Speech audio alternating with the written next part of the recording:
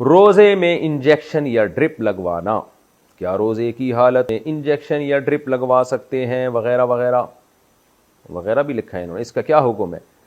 دیکھیں، روزہ ٹوٹتا ہے کھانے پینے سے یا مقعد کے راستے کوئی چیز باڈی میں داخل کی جائے، یعنی قضائے حاجت کے راستے سے، جیسے کوئی دوا وغیرہ داخل کی جاتی ہے۔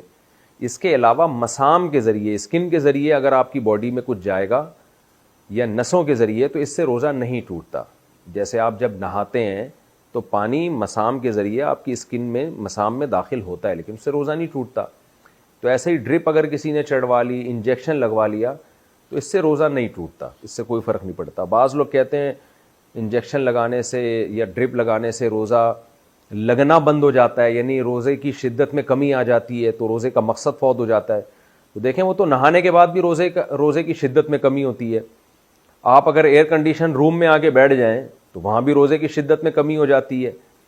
تو روزے کی شدت میں کمی پیدا کرنا کوئی بری چیز نہیں ہے۔ اللہ میاں نے ہمیں منع کیا کھانے پینے سے روزے میں، تو بس اللہ میاں کی پابندی ہی کو فالو کرنا چاہیے، کھانے پینے سے منع کیا ہے۔ اب اس سے جتنا روزہ اللہ لگانا چاہے لگ جائے، آپ خود سے اپنے آپ کو ٹینشنوں میں نہ ڈالیں۔ ایئر کنڈیشن روم میں اگر کوئی بیٹھ سکتا ہے روزے میں تاکہ روزہ نہ لگے تو بہت اچھی بات ہے، اللہ میاں نے تو نہیں کہا۔ کسی کو اے سی میسر نہیں ہے تو اس کو روزہ لگے گا، وہ بیچارہ دھوپ میں چل رہا ہے تو وہ اس کو ثواب زیادہ اللہ تعالیٰ دے دیں گے۔